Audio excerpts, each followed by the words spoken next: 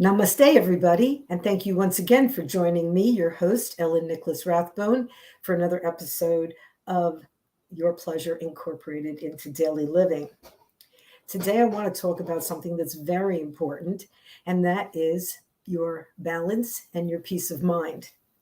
When we're born, we are taught by our parents or by our caretakers to learn about the world around us. That's their job. Teach us to speak a language, teach us not to touch hot fires, teach us not to run in the street, how to spell. There's all kinds of things that we as babies have to learn. And so in that growth process, we depend on the left brain. Our left brain is the analytical brain. It is the part of the brain that absorbs the world around us and learns how to problem solve. And that's the whole function of the left brain, is as a problem solver. And so when the left brain has problems, it is constantly searching for solutions, and it takes on the world. Like, I have to study for this test, or I have to make this job interview, or I have to get to this place on time, or I have to. And by thinking like this, we come to depend on the left brain as if that is who we are. That is not who we are. Who we are is an eternal energy that is very, very alive and within. And if we are open to its influences, we can understand that the left brain is there to help us strategize our way into the world, but not the leader. It is not the leader, it is the servant. So what do I mean by that? The left brain is the yang part of you, and it is the part that needs to figure out the world. And it's important to be able to figure out the world. But you have to understand that once the left brain thinks that it is the be all and end all of whether or not you're going to prosper in your life, then you are constantly in a state of agitation, in a state of fear of failure. And having that kind of energy coursing through your body is really very, very aging. It ages you tremendously, because you have to understand your thoughts actually release a cascade of hormones inside of you.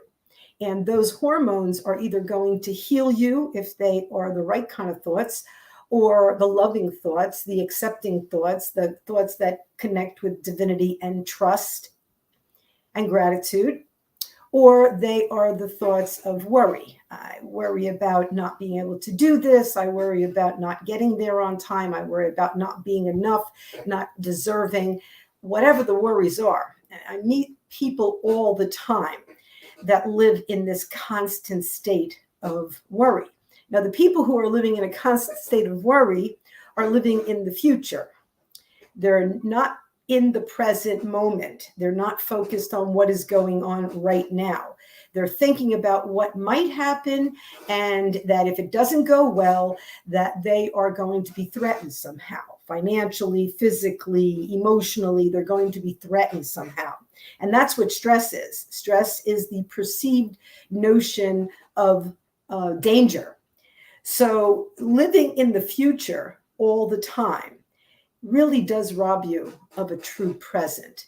And it's really important to understand that if your life is never in the moment, if your life is always either in the future or in the past, that you're sort of missing what you are about right at this moment. There are other people that are not living in the future, they're living in the past. And they're constantly thinking about what went wrong and what they could have said, and what they could have done, and what could have happened, and why they didn't do this, that, or the other. And they are mulling it over years later. I mean, okay, if something happened today and you think, well, gee, I could have handled that better. Maybe next time I'll handle it this, that, or the other, I'll handle it better. That's a lesson learned. But there are people, and I know way too many to say that it's just a few, that live in the past perpetually. I had a friend that I knew in high school that got angry at me because of something I wrote in her yearbook. Now, I thought it was, a warning. I thought it was like, hey, don't be so sensitive because the world will destroy you. Try to let things kind of roll off of you, because if you take everything to heart, you'll hurt your heart. Well, I don't know what she read when she read that, but for 30 years, she was upset about that. She was upset about what she thought it said, and it didn't say that at all. But she was living in that past. And when I reached out to her for our reunion, she got so mad at me. As she said, you have a lot of nerve to call me. And I was stunned. I was like, why? Like, what happened? And she goes, well, you know what you wrote in my yearbook. And I was like, yeah, I'm pretty sure I know what I wrote in your yearbook. What do you think I wrote in your yearbook? And she says, well, it was not nice, or whatever she said. And I was like, listen, why don't you come to the reunion, bring the yearbook, let me read what I wrote. And if I said anything that offended you, I will definitely apologize. Well, she brings the book, I read it, and it's exactly what I thought. I was warning this very sensitive soul not to take the world so personally. And when I said that to her, she goes, oh, okay. 30 years of being angry, upset, fretful, harboring negative feelings. Now, God knows that wasn't the only negative feeling, and it wasn't the only one about me, but I'm not the only person she was fretting about. Can you imagine how many other influences must have come into this woman's life that destroyed her? So I saw her at the reunion, and 3 months later, she died.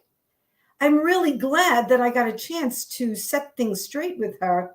But what I'm saying to you is that worry, and that is living in the past, can really, really, really take its toll on your heart and mind. And if you cannot live in the present, and have a true present, let go of what you think happened, and don't worry about what you think is going to happen, and just be in this moment and appreciate it. Appreciate the fact that you're breathing. Appreciate the fact that you have a home, that you have a family, that you can hear, for God's sakes, that you have food in your refrigerator. Appreciate all the good things that you have. And stop thinking about what you might not have, because you're probably wrong. You probably are making it into a lot worse than it could be. And that's what happens with a lot of things. People are imagining that, they're going to have a meeting and it's going to be the worst, and they're going to be in an uncomfortable place, and God knows they're not going to know what to say. And then what happens? They get there and it's nothing like they thought it was going to be. In fact, it's a piece of cake. It's easy. Everybody's very chill. Everybody agrees. Everybody's like, oh yeah, we were thinking the same thing. And you cannot have a healthy life if you're always living in the future or always dwelling on the past. The only way that you can stay in this moment is by understanding what this moment is. And what is this moment? It is the only moment that is relevant, the one that you're breathing in right now. Now, I understand that in this very, very rushed world of deadlines and commitments and schedules, et cetera, that it's important to have, an idea on how you're going to get your day done. But if in that time, during that 24 hours that everybody gets every single day, if you do not have time to settle in and settle your mind and actually get in touch with the energy that you truly are, then your priorities are all screwed up. because your left brain will run you into the ground. You'll never have enough. You'll never be happy enough. You'll just always be wanting, because the left brain is the troublemaker. And if there's no trouble to be had, everything is really going quite smoothly, it will make problems because it needs to feel needed. It's always been in charge. Ever since you were a child, it was taught that it was leading the way on your way to scholastics or schooling or whatever. It was the dominant part of your life. And I'm telling you now that if you want peace in your life, you need to understand that it's not the dominant part, nor should it be the dominant part. It is the servant to the master. Now, how do you get in touch with the master? Well, I've said it before, and I will always say it. Time to wind down and just be. Now, that's kind of hard, especially in this society. People have a real hard time even imagining sitting down to just breathe and to just be. But if you cannot take at least 5 to 10 minutes on a daily basis to just be, then again, your health will suffer, because your mind is the one that is producing all of those hormones. And if the hormone that it is producing in vast quantities is cortisol, which is the fight or flight hormone, then it will age you very, very quickly. You could have the body of a 40-year-old and yet have the metabolism and the organs and the blood of a 60-year-old, just because you carry worry and fret around with you as your natural way of being. So it's really, really important to understand that for good health, it's important to calm your mind. The left brain it's kind of like an untrained puppy, okay? So what do untrained puppies do? They piss all over the place. They crap wherever they want to. They're noisy. They're running around. They're jumping. They're out of control. And you, the body that is you get to go and clean up all the messes that untrained puppy leaves behind. But once you understand that the mind can be trained, that it can be calm, that it can be, kind of not stopped, because we are taught to keep it going, but that you are learning how to get in between the thoughts and finding peace in between those thoughts. And that's what we all want to achieve. Now, meditation is not something that will happen immediately for most. Not that it can't. Absolutely is a very simple thing to do. But for many people, it is the most difficult thing to do, because it requires them to sit still. Now, there's only a few things that can possibly happen when you're sitting still to meditate. Number one, you might fall asleep. If you fall asleep, that means you were tired and you needed the sleep. Don't beat yourself up about it. It's okay. Number two, you might start thinking. You might start thinking, why am I sitting here? This is a waste of time. I don't really want to do this. Notice, that's your left brain trying to get you to keep going, like the rat on the treadmill, just going. We are meant for more than that. And training your mind to slow down, to be at peace, and then to recognize that you are not your thoughts, and that your thoughts can be controlled, and that if you can control your thoughts, you can also control your health. Because believe it or not, folks, disease does not just come out of nowhere. It comes out of your innermost self. And if you're inside, if deep inside of you, you're harboring pain and anguish and sorrow and regret and all these other feelings for something that happened, God knows when, whether it was to a loved one or whether it was to you, then you are feeding yourself these kind of thoughts, and these kind of thoughts will definitely age you. They will definitely hurt you in the long run. It's really, really important to get a grip. And to get a grip on that mind, it's really important to meditate. Now, I was just mentioning that it's not the hardest thing to do, but it does take discipline.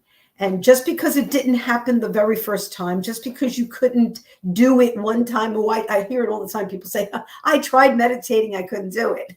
But it's not tying your shoe, folks. It's a practice. That means you practice doing it every single day. And every single day that you do it, it comes a little easier, a little easier. It's like training that puppy. It doesn't happen overnight. But if you are consistent in your efforts, it will happen. And it's the same thing with your brain. It will happen, but you've got to stick with it. Meditation is a really good thing for finding balance in your life. It is the way to get in contact and to hear that small, tiny, wonderful, honest voice that is deep inside, that speaks to you through your heart of hearts and tells you, this is good for me. This is something I should do. I feel right about this. If you never, ever slow your mind down, you won't hear that little voice. And if you do, you'll think that it's just your imagination running away with you. No, it is your true self talking to you. So I strongly recommend that you find time every single day to meditate. Now, how do you meditate? Well, first you get comfortable. You put your feet flat on the floor. Your hands are on your lap, either palms up or palms down. Close your eyes and listen to your breath. It should sound like so, hum. So when you're breathing in through your nose, and hum when you're breathing out through your nose. If you listen quietly, you will hear that sound.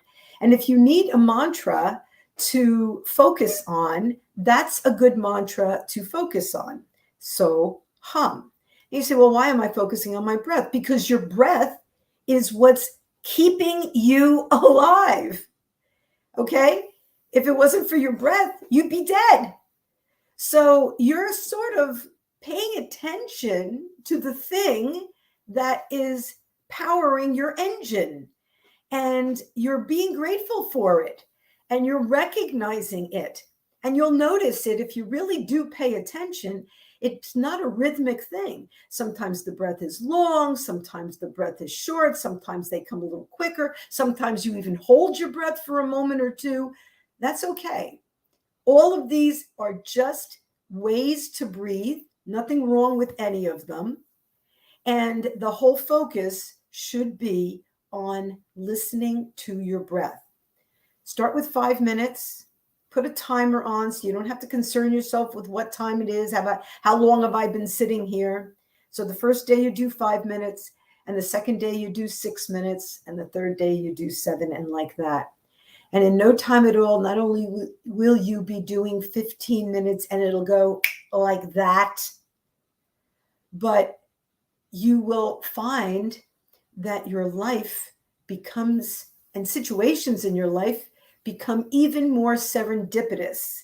That means good things start to happen to you because you've shut down the fearful left brain of not being enough, and you don't miss opportunities anymore. You recognize them because you've opened up that side of you that is the opportunities, that presents them all the time. Of course, if you always think you have to figure everything out for yourself, you won't see them. But if you can slow your mind down and just take time to be. Remember, you're not a human doing, you're a human being. And in that being, you can really find your peace. So I hope that you take some of this to heart, and that you understand that no matter what you think you have to do during the course of a day, nothing that you're doing is more important than taking care of you.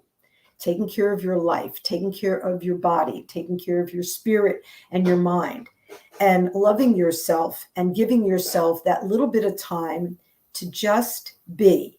Because if you think that it's okay to just keep running, believe me, you're building up the cortisol and you're setting yourself up for a heart attack. You're setting yourself up for high blood pressure. You're setting yourself up for all kinds of ailments, which are born in the psyche. And that psyche can be completely overhauled if you learn how to calm yourself down, breathe, be calm, be in the moment, and live your purpose. I hope that you enjoyed this talk this evening. Next week, I'm going to speak with a Reiki master. I hope you will join me for that conversation. I love doing these. I'm not selling anything. I'm just giving some great ideas on living in a joyful way and enjoying the pleasure of your life, because you are not a rat. This is not a rat race. You are a human being. You deserve peace, you deserve care, and you deserve to take care of yourself, regardless of what any corporation or any advertisement would have you think. You are enough, and love yourself because you are worth it. Love yourself first, and then you can love everybody else. So thank you very, very much for joining me this evening. I really enjoyed this presentation. Take care of yourselves. Breathe deeply, especially when you get a little upset. Just 10 deep breaths. You'll notice how much better you feel. And don't sweat the small stuff. Let the old stuff from yesterday go, and don't sweat it about tomorrow. Do the best that you can in the moment, because really, that's the only moment you've got. Thank you so much for joining me. See you again next week. Namaste, everybody. Bye for now.